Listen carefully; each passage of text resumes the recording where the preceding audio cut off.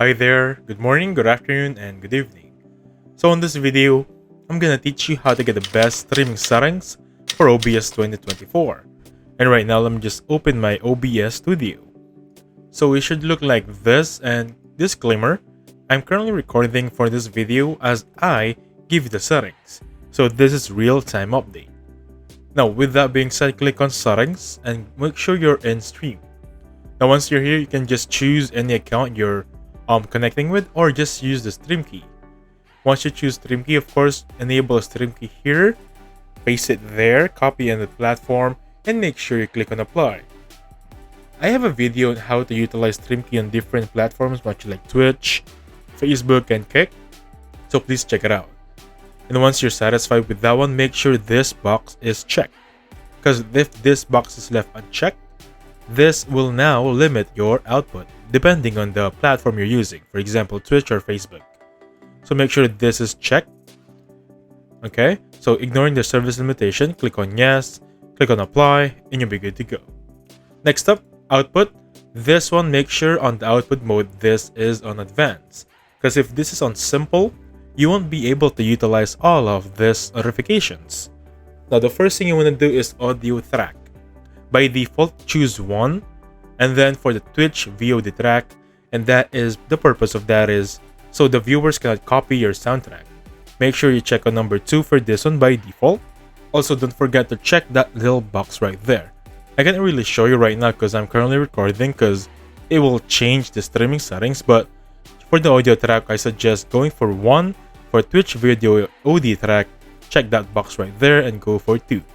That is the best settings for you, and the best, or rather safest and best. For the audio encoder, please choose FFmpeg AAC. This is the best settings out of all the devices, even if you're using NVIDIA or AMD, or you're just using your processor if you don't have a video card. So this is the best one for you, and this is the one I'm using currently. And for the video encoder, this is where we're going to be different. So I'm using a AMD video card or graphics card with this one. That's why this is AMD HW H.264 AVC. If you're using an NVIDIA graphics card, make sure you choose NVIDIA NVENC H.264. Either way, there are only going to be 3 choices here. It's going to be AMD, NVIDIA, and if I'm not mistaken, 264-bit. That's the only option there. Next up, let's use on the CBR. Okay, this is the CBR encoder settings. By the way, guys, make sure rescale output is disabled, as you can see right here. Make sure for encoder settings, this is CBR, and for bitrate, this will depend solely on your upload speed pertaining to your internet. If you have an upload speed above 12 Mbps, set the bitrate to 8000. Again, if this is 12 Mbps and above, go for 8000. With an upload between 10 MB or Mbps to 12 MB, go for 6000. Now for some reason you're lower than 10 Mbps for upload, go for 4000. Now for some reason, if you're streaming on YouTube with an upload above 14 Mbps, set the bitrate this one to 10,000. Pretty awesome, right? And the keyframe, make sure this is 2 seconds. For the preset, for this one you're gonna have a lot of choices. Quality, balance, or speed. This will depend on your own preference. If you want a smooth transaction or smooth streaming, go for speed. Quality would be the slow and steady. For example, if you're playing some Minecraft games, or so you're playing those FPS games that doesn't require a lot of quality, go for quality. Because if you're using this one for Call of Duty, I suggest choose speed. Now for profile, I'm gonna go for high depending on your GPU. For max B frames, I'm gonna set it by 3. After everything's said and done, make sure click on apply and go to audio.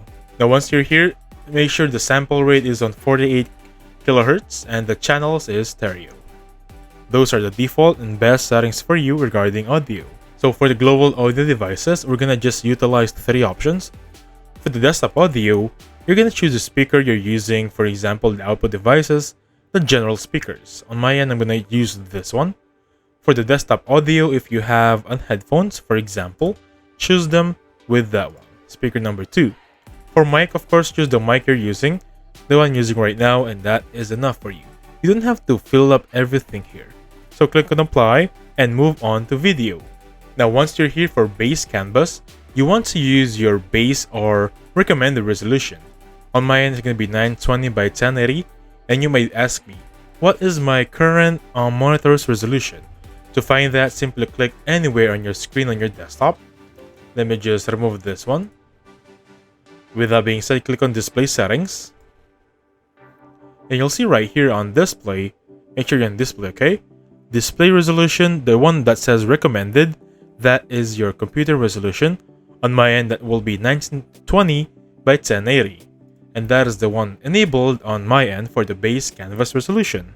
Now for the downscale filter, before they have this thing that they called Lansco's, the sharpen scaling for 36 sample, but they have removed it as of now, so currently I'm using this default option.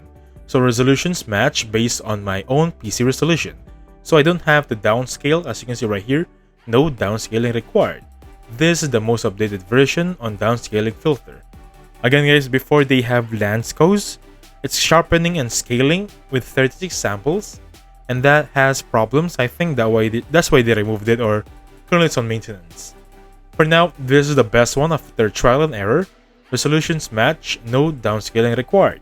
And for the FPS, make sure this is common FPS values, because by default they have high, better, or low. Make sure in common, and for FPS number, choose 60 FPS. A disclaimer, if you set the bitrate to 4000, make sure this is gonna be 30 FPS to set your quality balance. Make sure you click on apply and move on.